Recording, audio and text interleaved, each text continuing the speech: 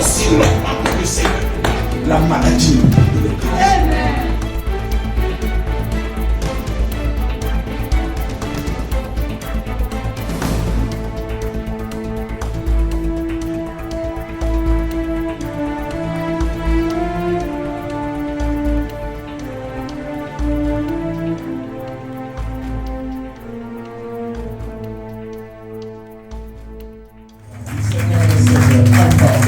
Le chemin, la vérité, la vie, le moyen par lequel nous avons accès au Père. Nous acclamons notre salut. Nous acclamons notre rédemption. Nous acclamons notre salut. Nous acclamons notre abri sûr. David dit que l'Éternel est mon berger. Nous acclamons notre berger parce que c'est lui qui nous conduit. Nous acclamons le roi des rois parce que c'est lui qui est assis sur le trône élevé. Nous acclamons le Seigneur Jésus. Merci pour ton amour, Seigneur. Nous bénissons à jamais. Amen. Seigneur, nous sommes bénis de savoir que tu nous aimes, que tu es amour, que tu ne changes pas. Tes enfants sont présents, tes enfants sont réunis. Ceux que tu as lavés par ton sang, ceux que tu as purifiés par ton sang, ceux que tu as lavés par ta parole, et ceux qui sont conduits par ton esprit sont présents.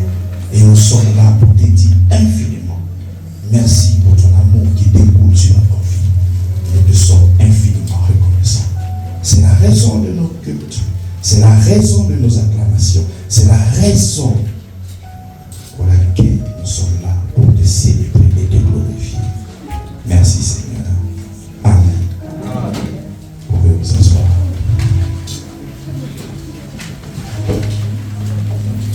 Il est le chemin, il est la vérité et il est la vie. Il est le chemin, il est la vérité, il est aussi le calme. Il est le chemin, il est la vérité et il est la vie. C'est très important. Le Seigneur, avant de faire cette déclaration, il sait que son heure arrive. Il se sépare de celui-ci. Il dit, j'irai dans un point où vous ne pourriez pas me suivre. Mais tu pars où est-ce que tu t'en vas? Et ce lieu-là, nous n'avons pas accès à toi.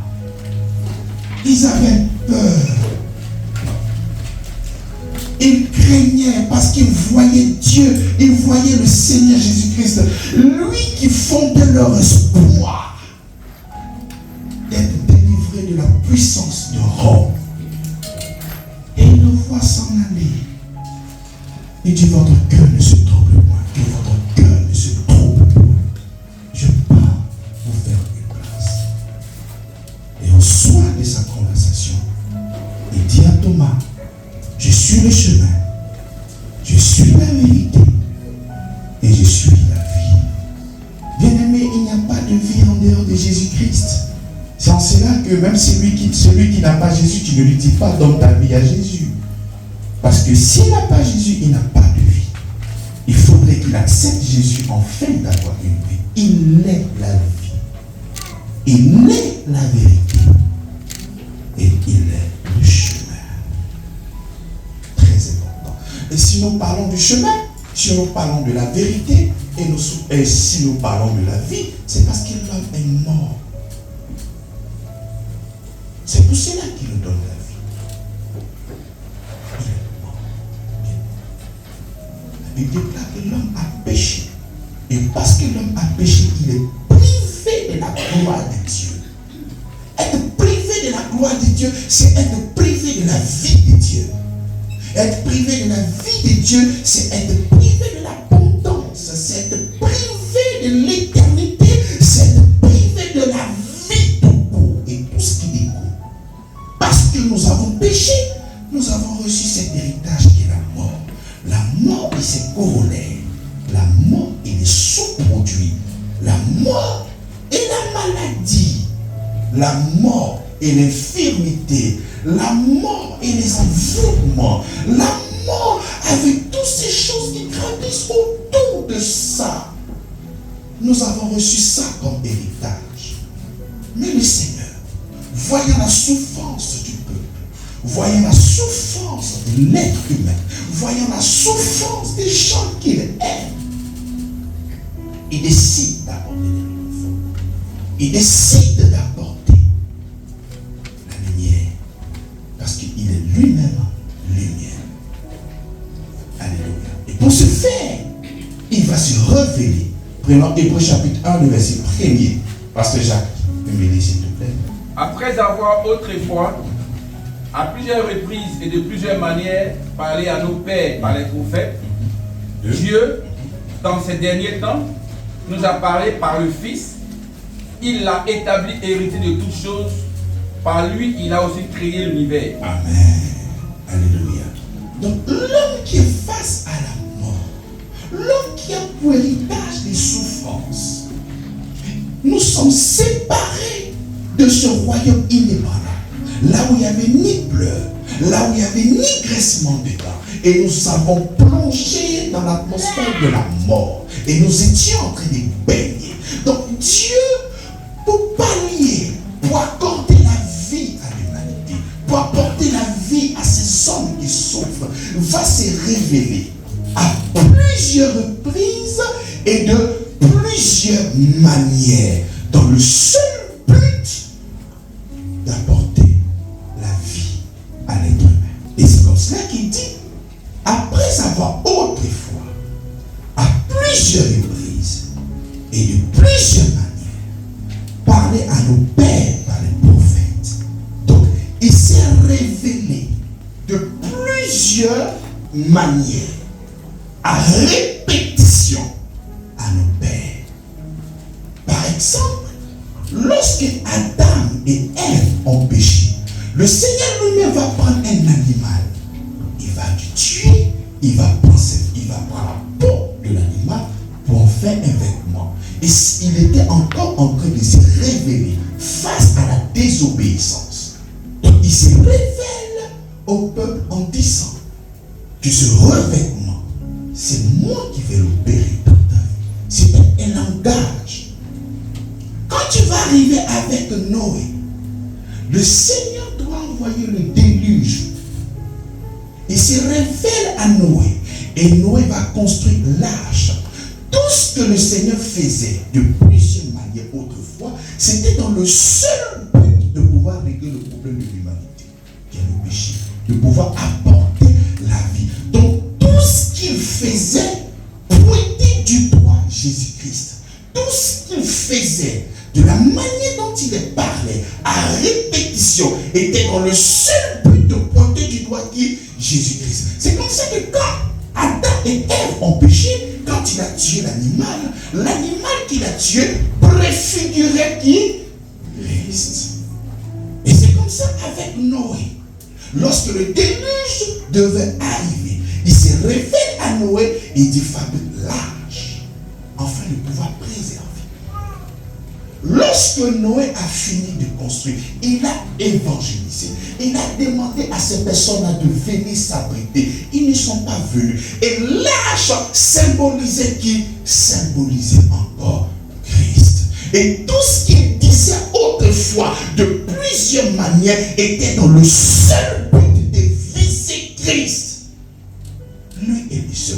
Toutes les prophéties avaient seulement comme viseur qui? Et c'est comme ça que Christ était l'arche. Et ceux qui n'ont pas cru sont morts. Et quand tu vas continuer, tu vas prendre l'histoire de Daniel, de David. Lorsqu'il avait terrassé Goliath, les 5 pieds qu'il avait sélectionnés, ça typifiait encore Christ.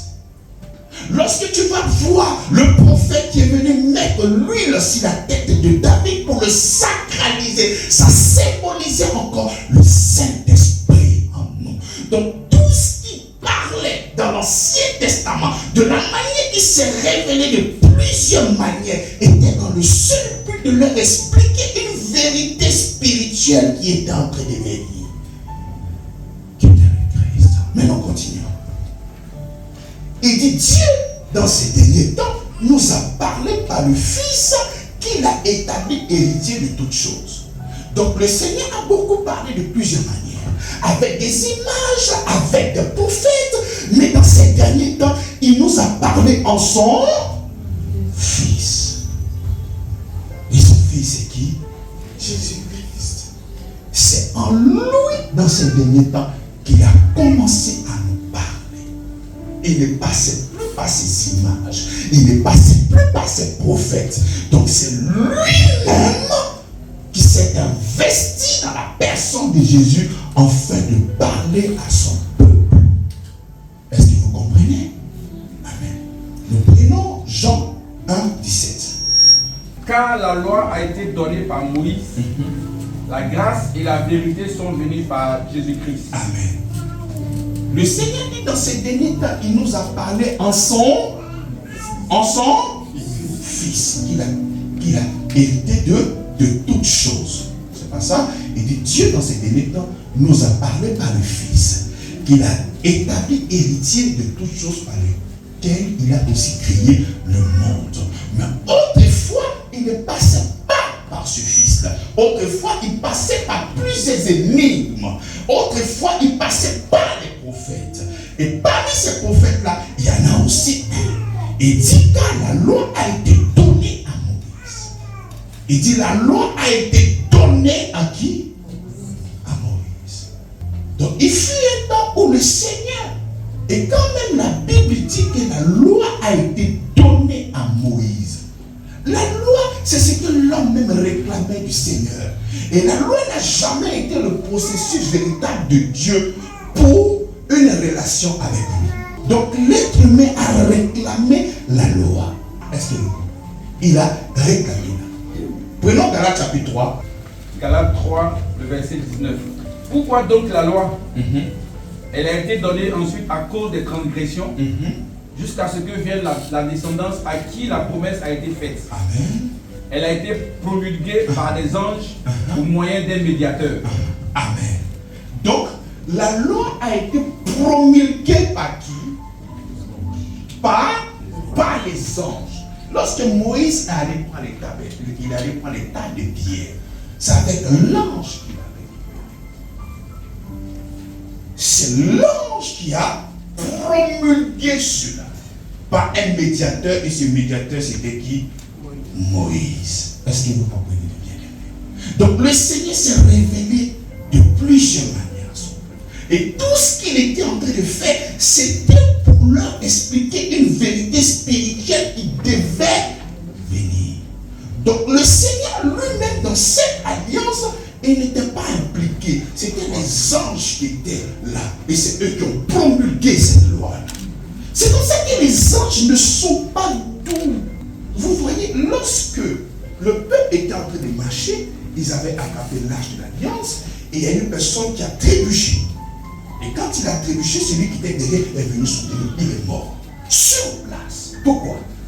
Les anges n'ont pas de cœur. C'est eux qui ont promulgué par ce médiateur qui est qui? Qui est Moïse. Donc le Seigneur lui-même n'était pas dedans dans cette loi-là. Mais puisque c'est ce que vous avez réclamé, puisque c'est ce que vous avez demandé, voilà pourquoi cette loi-là est venue dans le but de pouvoir marcher avec vous. Est-ce que vous comprenez? On revient à Jean chapitre 1, le verset 17. Il dit, car la loi a été donnée à Moïse. Donc celui qui a donné cette loi-là, ce sont les anges qui ont donné. Et c'est eux qui étaient les gardiens de cette loi. Lorsque tu vas transgresser, ils sont là pour te frapper. Lorsque tu transgresses une loi, et voilà ce qui arrive. Donc c'est eux qui étaient les administrateurs. C'est eux qui étaient les garants de cette loi. Et ils veillaient vaille que vaille à cette loi. Il dit que la loi a été donnée à Moïse. La grâce et la vérité sont venues par qui? À Jésus-Christ. Lorsque le verbe qui est utilisé, c'est venu. On est d'accord? Venu. Dans le texte original, ce n'est pas le verbe qu'ils ont mis. Ils ont mis dénomae, apparu. Il dit, la grâce et la vérité sont venues. Donc nous voyons un déplacement. Ce n'est pas donné. Donné, il y a une distance. distance, tu peux être ici et donner quelque chose à quelqu'un. Mais venir, c'est que cette personne-là se déplace elle-même avec la grâce et la vérité. Donc cette personne-là, c'est qui? C'est Jésus-Christ. Il dit, la grâce et la vérité sont venues par qui? Par Jésus-Christ. Moïse, il est venu avec la loi. Moïse n'est pas venu avec la grâce. Mais celui qui est venu avec la grâce, c'est qui? C'est Jésus-Christ. Parce que nous avons besoin de la grâce. Pleine de grâce et de vérité. Et le Seigneur est venu. Nous bénissons le Seigneur. Mais pourquoi il vient? Il vient parce qu'il est porteur de quoi? De la grâce et de la vérité. C'est comme ça que le dimanche passé, j'ai dit qu'il est la vérité de la vérité. Beaucoup de choses ont été énoncées. Beaucoup de choses ont été données. Mais ces choses-là, il y a beaucoup de personnes qui ont rajouté. Par exemple, il dit que c'est Moïse qui vous a dit. Quand il vient, il dit Moïse vous a dit un pour un, temps pour temps. Mais moi, je vous dis. Donc, il venait corriger. Et il venait apporter la vérité de la vérité. Dans cette loi, effectivement, c'était un pour un, dent pour dent. Mais le Seigneur ne veut pas marcher avec toi sur cette approche de un pour un, dent pour dent. Donc il y a beaucoup de choses que Moïse est venu avec. Moïse est venu avec la loi, mais lui, il est venu avec quoi? Il est venu avec quoi? Maintenant, la grâce est venue. La vérité est venue. Au lieu d'embrasser la vérité, au lieu d'embrasser la grâce, au lieu d'embrasser le chemin, au lieu d'embrasser la vie, nous avons laissé ça et nous avons continué dans les traditions de nos pères. Alors que tout ce que ces personnes étaient en train de dire était dans le seul but de conduire à Christ. Maintenant qu'il est là, maintenant qu'il est venu, nous devons maintenant embrasser ce salut-là. Nous devons embrasser ce chemin. Nous devons embrasser cette vérité. Nous devons embrasser cette vie. Mais au lieu de l'embrasser, nous continuons dans les traditions de nos pères. C'est difficile de se détacher des informations qu'on nous a données autrefois et pour passer maintenant à la grâce et à la vérité. Mais tout ce qui a été fait, de la manière dont Dieu s'est révélé de plusieurs manières, c'était pour vous expliquer des vérités spirituelles qui devaient venir. Et celui qui devait venir, c'était Jésus-Christ. Jean 5, verset 39. Vous sondez les Écritures parce que vous pensez avoir en elles la vie éternelle. Ce sont elles qui rendent témoignage de moi. Et vous ne voulez pas venir à moi pour avoir la vie. Amen. Il dit, vous sondez les Écritures. Lorsqu'il a dit, vous sondez les Écritures, il faut savoir qu'il parle de l'Ancien Testament. Il parle de Genèse jusqu'à Malachie. Lorsque vous voyez dans la Bible, les Écritures, il parle de l'Ancien Testament. Il dit, vous sondez les Écritures parce que vous pensez avoir en elles la vie. Parce que ces personnes-là se sont attachées aux traditions de leur père.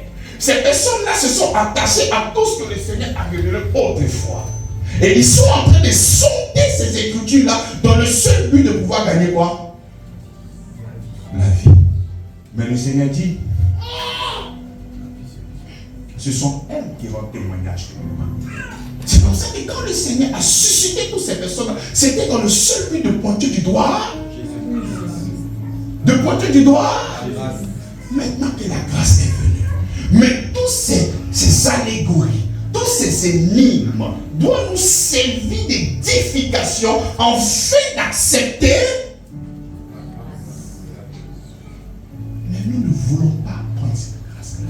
Nous ne voulons pas prendre ce chemin. Nous ne voulons pas prendre cette vie. Nous ne voulons pas prendre cette vérité. Et nous nous tournons toujours vers les Écritures. C'est comme ça qu'il dit, vous sondez les Écritures parce que vous pensez avoir en elles la vie éternelle. Ce sont elles qui rendent témoignage de moi. Et vous ne voulez pas venir à moi pour avoir la vie. La vie ne se trouve pas dans des cérémonies. La vie ne se trouve pas dans des lois. La vie ne se trouve pas dans tout ce qui s'est passé dans l'Ancien Testament. Non. Toutes ces personnes témoignent d'une seule personne. Cette personne, c'est Jésus. Et vous ne voulez pas venir à moi. Vous êtes agrippés à Moïse. Mais pourtant, la Bible dit en Jean que c'est Moïse qui vous accuse. Moi, je ne vous accuse pas. Mais au lieu de l'accepter pour la vie, pour l'immortalité, pour le chemin et la vérité, nous avons toujours tendance à s'accrocher de Moïse. Lorsque nous parlons de Moïse, nous parlons de la loi. Parce que la loi est venue avec Moïse. Car la loi a été donnée à Moïse. Donc lorsque nous parlons de Moïse, nous sommes en train de parler de quoi? De la loi. Donc au lieu d'accepter la grâce, vous vous accaparez de la alors que la loi vient vous condamner. Le chemin, c'est la vérité. Le chemin, c'est Jésus-Christ. Le chemin, ce n'est pas la loi. La loi vient pour te condamner. La loi vient montrer que tu es un pécheur et que tu dois aller en enfer. Mais le chemin, la vérité et la vie est dans la personne de Jésus-Christ. Et nous devons croire en fait d'avoir cette vie-là. Mais non, ils ne veulent pas. Ces personnes-là demeurent dans les traditions de leur père. Et la tradition, c'est quoi? C'est la loi. Prenons Galates. Galates chapitre 1, à partir du verset 13.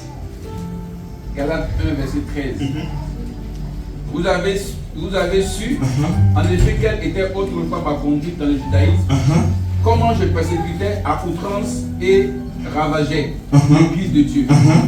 Et comment j'étais plus avancé dans le judaïsme que beaucoup de ceux de mon âge et de ma nation, étant animé d'un zèle excessif pour les traditions de mes pères. Pour les traditions de mes.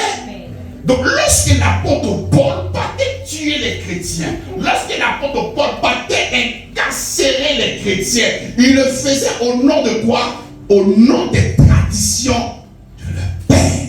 Il le faisait au nom de la loi.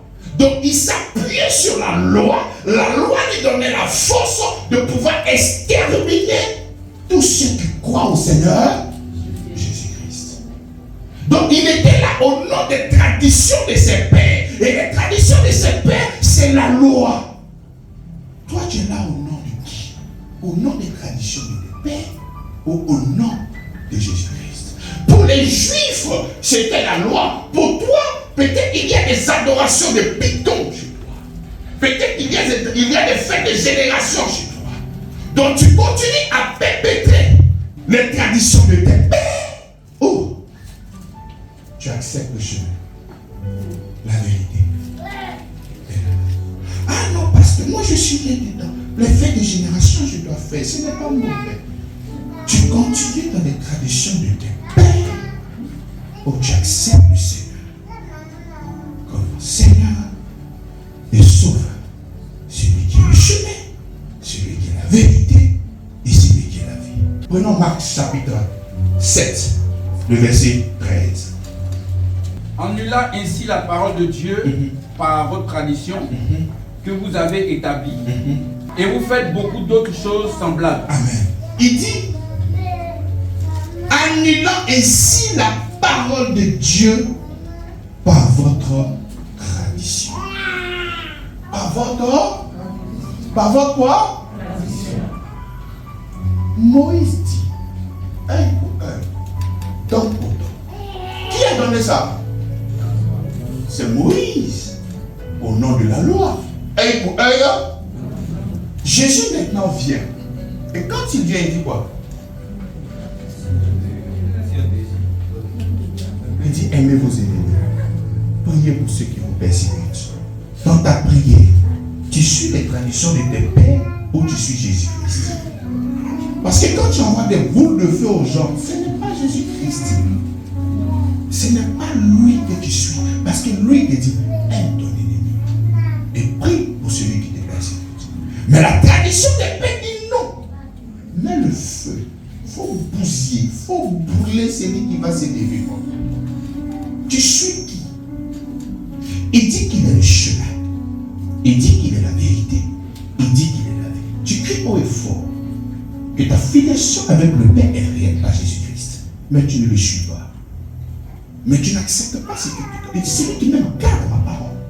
Il dit, c'est moi qui vous a dit, mais moi je vous dis, vous écoutez la parole de qui? C'est les traditions qui te permettaient d'envoyer des boules de feu sur tes ennemis, comme Élie l'a pratiqué autrefois. Mais aujourd'hui, est-ce qu'il te demande de mettre des boules de feu chez les gens? Il dit que je suis le chemin. Le chemin, lui, Jésus-Christ, c'est l'amour. Il dit, aimez-vous les uns les autres comme moi, je vous ai aimé. Mais vous dites que Seigneur, là, ça ne m'arrange pas. Moi, je vais continuer toujours avec Moïse. Mais Moïse n'est pas le chemin. La loi n'est pas le chemin. La loi n'est pas la vérité. La loi n'est pas la vie. Si la loi pouvait procurer la vie, Christ ne serait pas venu. C'est parce que la loi ne peut pas procurer cette vie que Christ est venu porter de cette vie et de cette mortalité. Mais maintenant qu'il est là et que tu dis que tu crois en lui, pourquoi tu ne gardes pas ses paroles? Pourquoi? La loi a enseigné beaucoup de choses. La majorité de tout ce qui se prêche aujourd'hui dans nos églises, c'est la loi. Ce sont les lois. C'est plusieurs cérémonies à faire. Viens donner ça afin que Dieu puisse te donner ça. Ça, c'est la loi, c'est conditionné. Mais ça, ce n'est pas la grâce. La grâce veut dire faveur imméritée. Mais tout ce qui se passe aujourd'hui dans nos églises, ce n'est pas la grâce, mais c'est la loi. Pour que tu puisses avoir le mariage, il faudrait que tu viennes jeûner 40 jours. Et quand tu vas finir le jeûne, Dieu te donnera ce mariage. Pourtant, le chemin qui est Jésus a déjà jeûné pour toi 40 jours. Afin de produire ce mariage indépendamment de ton jeûne, mais par la foi en lui. Mais toi, tu dis non. Je vais pratiquer ça pour t'aider. Ce n'est plus par la grâce. C'est par les œuvres. Et par les œuvres, tu ne verras pas le Seigneur. Lui, il est le chemin de la grâce. Lui, il est le chemin de la vérité. Lui, il est le chemin de la vie. Tu ne pourras rien faire de toi-même dans le but de pouvoir mériter une bénédiction. Tout ce que le Seigneur te donnera, tout ce qu'il t'a déjà donné, c'est uniquement par la grâce. C'est uniquement par la grâce. C'est pour ça que le culte du dimanche, nous disons culte de célébration. Nous venons pourquoi? Pour le célébrer. Pour tout ce qu'il a fait dans notre cœur.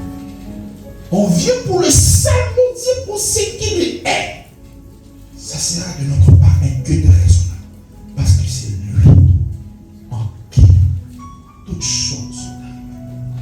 Mais au lieu de profiter de la grâce qui est Jésus, nous ne voulons pas de cette grâce-là. Nous voulons la loi. Nous passons par plusieurs méthodes.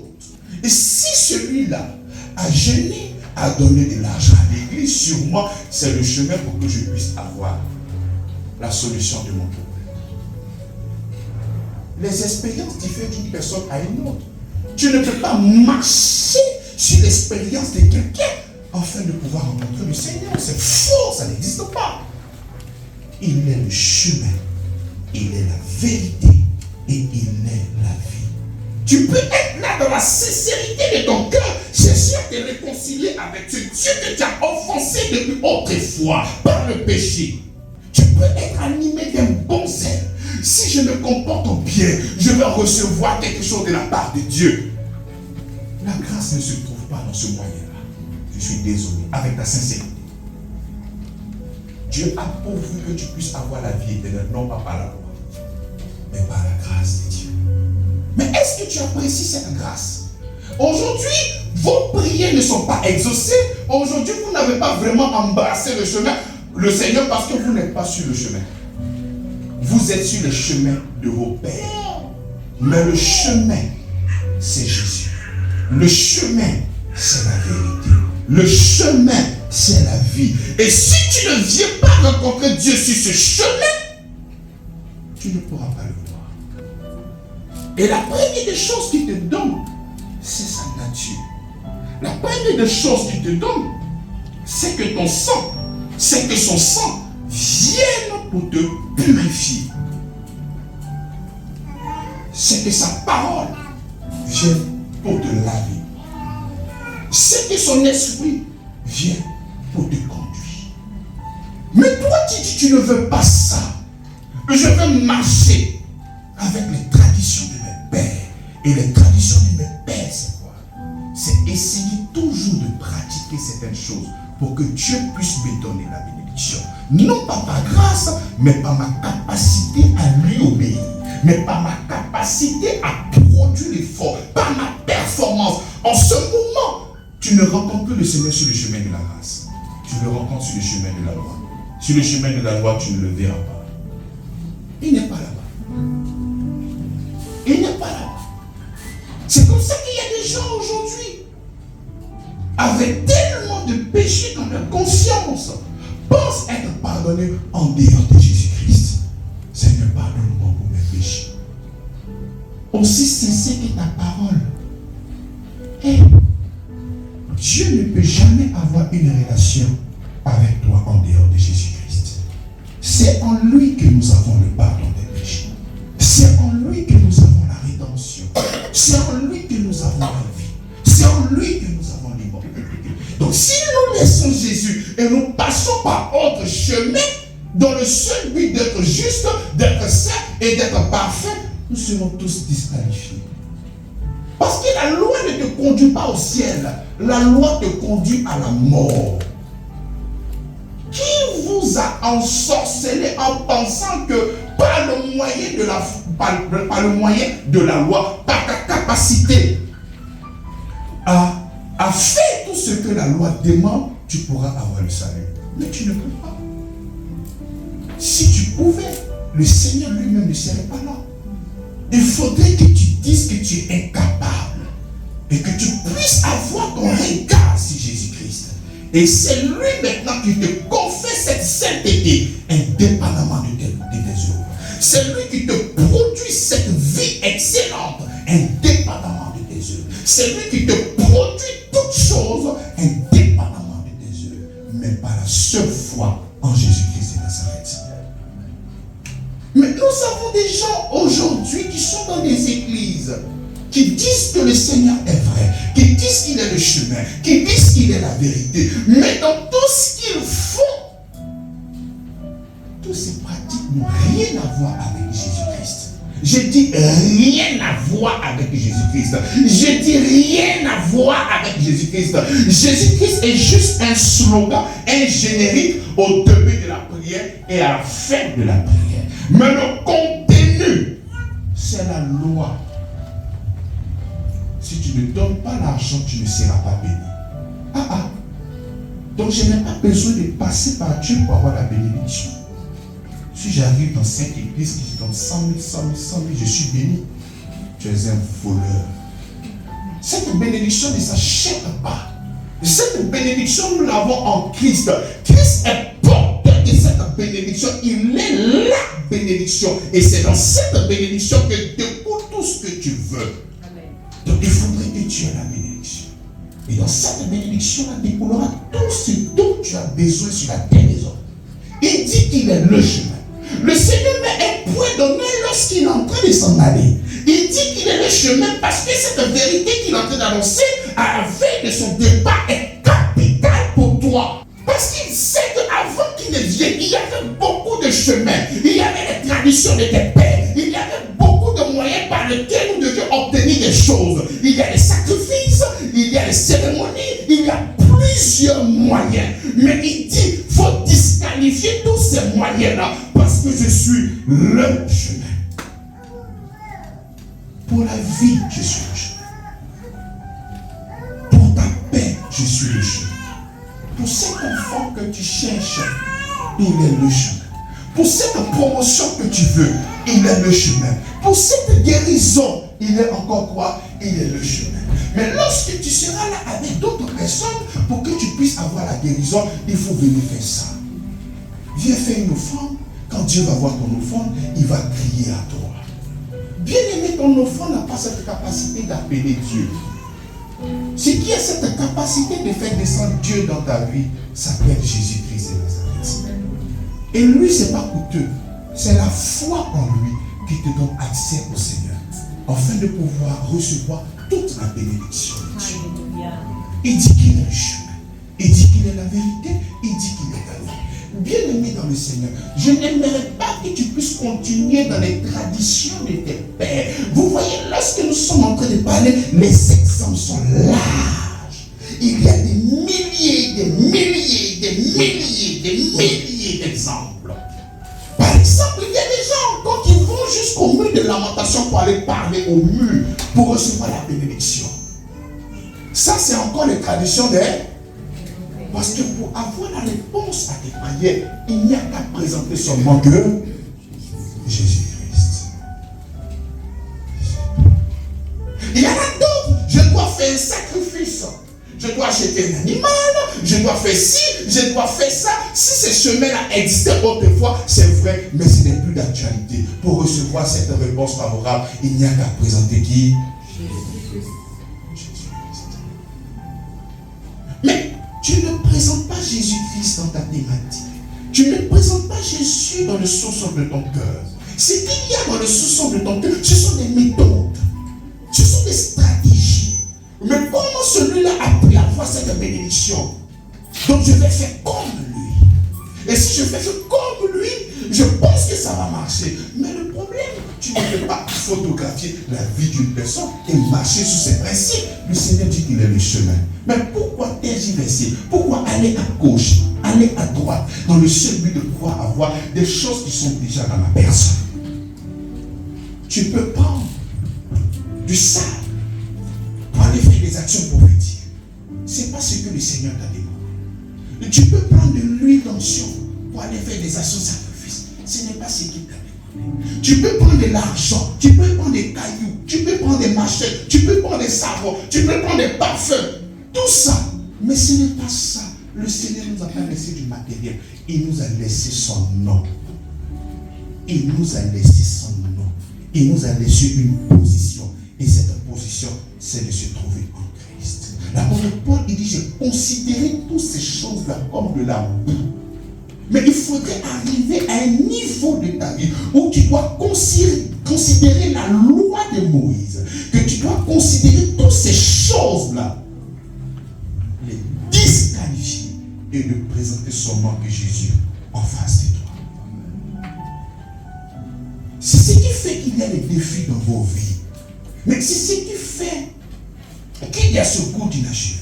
Tu connais Jésus, tu parles de Jésus, mais arrivé au moment, les situations souvent sont tellement pénibles et tu te demandes, mais comment est-ce que je dois prier?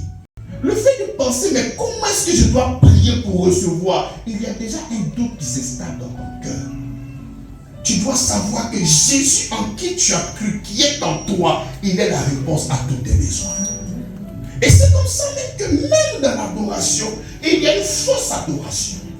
Le secret, c'est quoi? Si tu veux une chose, il faut bénir le Seigneur. Et cette chose-là va venir. Elle est spirituelle, oui ou non? Mais le problème, ta démarche, c'est quand tu vas adorer le Seigneur, la chose va venir. Nous adorons le Seigneur parce que nous croyons que cette chose-là, elle est déjà là. Donc si toi, dans ta tête, tu crois que tu n'as pas, et c'est quand tu vas adorer le Seigneur et que ça va venir, c'est encore une méthode. Mais tu dois être conscient que quand tu viens adorer le Seigneur, tu viens l'adorer parce que tu crois dans ton cœur que tu as toutes ces choses-là. Et c'est ça qui te subjugue. La Bible déclare que l'amour de Christ nous presse. Mais qu'est-ce qui te presse dans la prière? C'est le manque, ce sont les difficultés, c'est la faim qui te presse afin de le célébrer, ou bien c'est la conscience que Christ a tout donné qui te presse dans l'adoration. Qu'est-ce qui te presse? Voilà pourquoi l'adoration n'est pas vraie. Parce que même quand vous adorez, c'est conditionné. Ah, je sais que quand je vais l'adorer, le pasteur a dit que nous, on doit vraiment adorer le Seigneur. Donc je pense que quand je vais adorer la Seigneur, il va me donner. Voici encore une faille. Tu dois comprendre dans ton esprit que tu as tout possible qui te fortifie. C'est comme ça que la Bible déclare dans 1 Corinthiens, le Saint-Esprit vient révéler tout ce que Christ a donné par sa grâce. Il vient quoi? Mettre en évidence la vie et l'immortalité que tu as déjà. Il vient exposer. Il vient mettre en évidence. Il vient révéler. Il vient te montrer. Mais ce n'est pas maintenant que tu vas courir des choses qui sont déjà en toi. Si tu n'as pas Christ, il y a lieu de l'accepter véritablement. Et accepter Jésus-Christ, c'est quoi? C'est de croire qu'il est parti à la croix de Golgotha. Non pas à cause de lui, mais à cause de toi. C'est de croire que tous tes péchés te sont pardonnés. C'est de croire que tu es juste. C'est de croire que tu es saint. C'est de croire que tu es parfait. Est-ce que tu le crois vraiment dans ton cœur que tu es saint? Est-ce que tu crois vraiment que tu es parfait? Est-ce que tu crois vraiment que Christ a pardonné tous tes péchés? Je ne crois pas. Parce que si tu croyais, tu n'allais pas faire des prières chaque matin en te rappelant que tu es un pauvre pécheur. Celui qui est un pauvre pécheur n'a pas été lavé, sanctifié par son sang. Non. Mais les enfants de Dieu, ceux qui ont cru véritablement au Seigneur Jésus-Christ, sont saints, sont parfaits. Pourquoi? Non pas à cause de ce qu'ils ont produit comme œuvre, mais à cause de sa grâce. Amen. Parce qu'ils croient au sacrifice de Jésus-Christ. Ils croient que le sacrifice de Jésus-Christ est dans le seul but de leur donner une condition stable. Et cette condition stable, c'est la vie. Est-ce que tu crois en ça? Parce qu'avant de pouvoir voir toutes ces bénédictions que nous sommes en train de dire que Christ est déjà en toi, il y a lieu d'abord de l'accepter. Et l'accepter, c'est de pouvoir témoigner dans ton esprit que tu es juste, tu es saint et tu es parfait. Et nous le sommes par la foi en Jésus-Christ. Est-ce que tu crois en ça? Amen. Si tu crois en ça, ta vie chrétienne commence. Et en ce moment, le Seigneur s'engage. Tu es son enfant légitime. Il s'occupe de toi. Tu peux penser même que là où tu es arrivé, tu es inébranlable. La foi est là. Mais il y a des choses encore qui ne marchent pas. Lorsque tu arrives à ce niveau de compréhension qu'il y a encore des choses qui ne marchent pas, tu n'es pas encore arrivé au beau fixe. Tu ne comptes pas encore sur le Seigneur. C'est comme ça que l'apôtre Paul dit qu'il a appris dans la joie et comme dans la disette. Quelles que soient les conditions dans lesquelles il était, il ne pouvait pas douter, il ne pouvait pas se demander, mais qu'est-ce que je dois faire? Non. Les attaques, les ennemis, les difficultés viendront. Mais le Seigneur nous a dit, ne vous inquiétez de rien, je les ai déjà. Donc ce n'est pas lorsque les difficultés arrivent que tu vas te poser les questions. Mais ça là, comment est-ce que je dois faire? Il n'y a pas comment, il n'y a qu'à croire en celui qui est en toi. Et quand tu commences à dire comment, tu es en train d'étaler maintenant que tu doutes, que tu ne crois pas. Tu penses que tu as omis quelque chose. Tu penses que tu as omis une méthode. Ce n'est pas une méthode. Dieu ne vient pas dans ta vie d'une manière séquentielle, mais il vient totalement dans ta vie. Totalement dans ta vie. C'est dans l'Ancien Testament où tu peux arriver à un lieu où tu as besoin de Dieu sauveur, où tu dois chercher comment est-ce qu'il s'appelle. Tu as besoin de la guérison, tu dois chercher comment est-ce qu'il s'appelle. Si tu as besoin de la prospérité, tu dois chercher encore comment est-ce qu'il s'appelle. Donc dans l'Ancien Testament, il y avait beaucoup de noms. Mais dans la Nouvelle Alliance, il y a un seul nom qui a été donné. Et dans ce nom-là, il a tout là-dedans. Il a tout là-dedans. Lorsque un enfant est en train de faire un cauchemar, lorsqu'un enfant peut-être a peur, et que l'enfant accompagne général de l'armée, quand l'enfant est dans le besoin, elle ne va pas crier général des armées. Elle va crier quoi? Papa. Quand papa arrive, le père arrive, le général arrive, le chef de famille arrive, l'argent arrive, tout ce dont tu as besoin arrive, et tu ne pourras que le célébrer. Alléluia. C'est cette grâce-là que nous avons, qui nous a donné dans la personne de Jésus-Christ. Il a réuni tous les noms qui s'est donné dans l'Ancien Testament et il a déposé en Jésus-Christ. Voilà pourquoi il a le nom élevé au-dessus de tout nom. Si Dieu était un nom, Jésus-Christ, son nom allait élever au-dessus de Dieu. Mais Dieu, ce n'est pas un nom. Donc tous vos noms que vous donnez, les Rapha, les Titémou, les machins là, c'est en dessous du nom de Jésus-Christ. En dessous.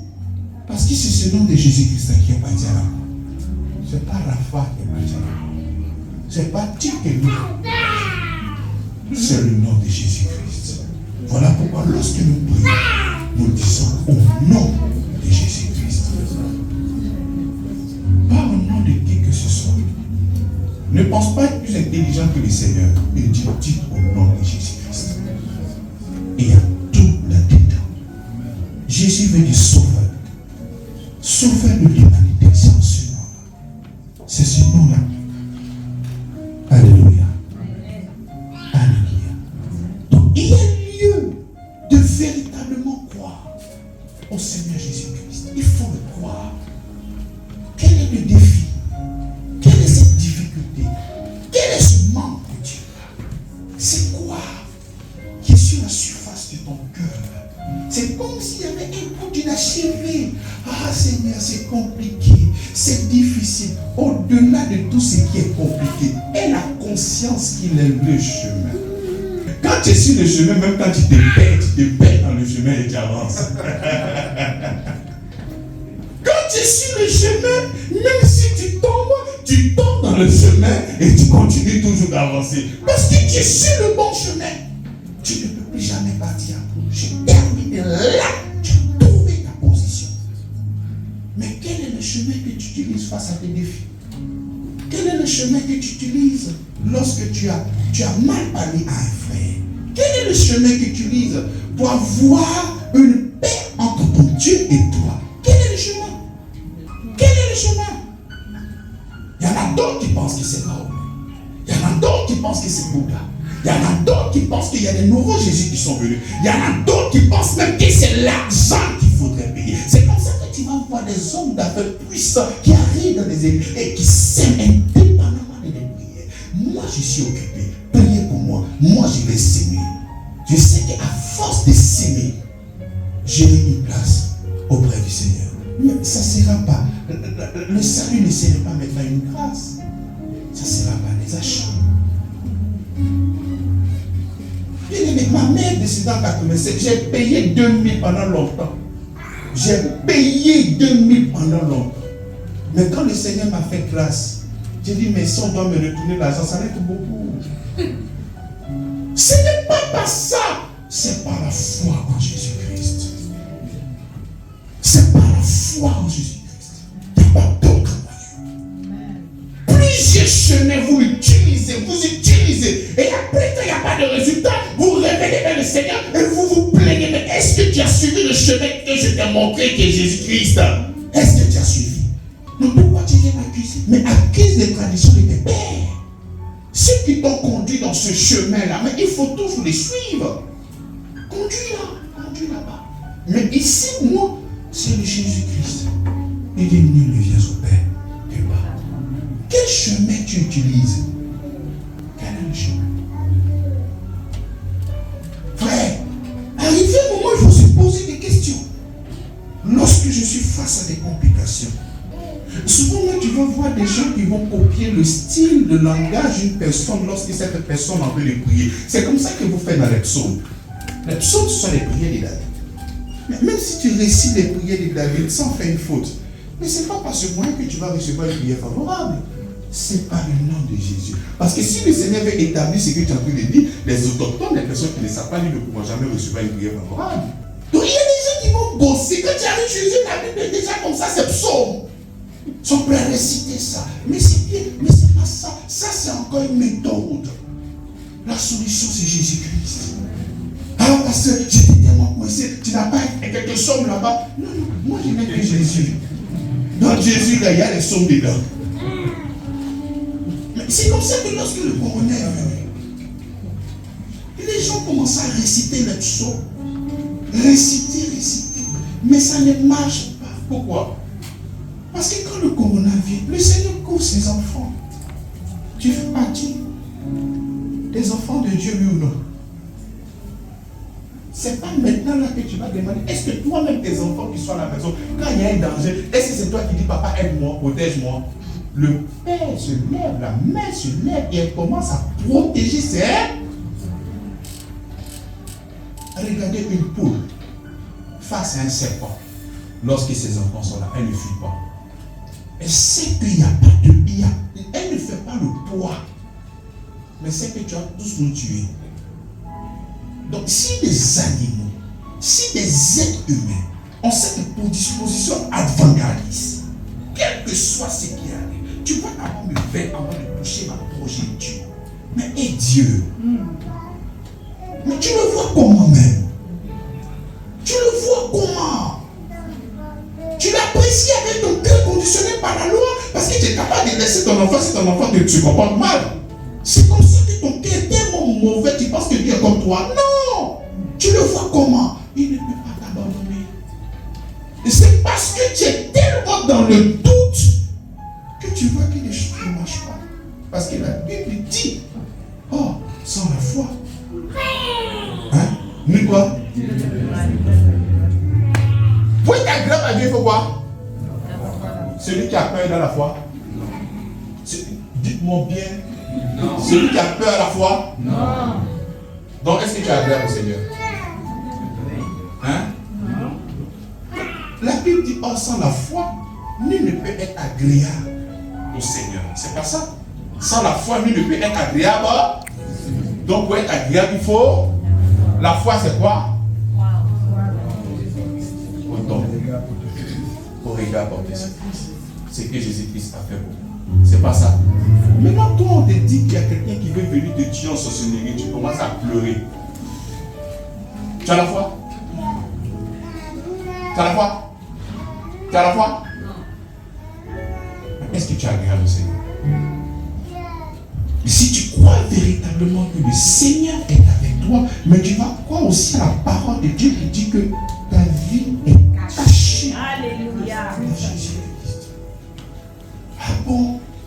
On va me tuer. Oh. Hey, on va prier pour ce frère-là. La personne m'a étonné. Mais toi, tu n'as pas peur? Non, ma vie en Christ.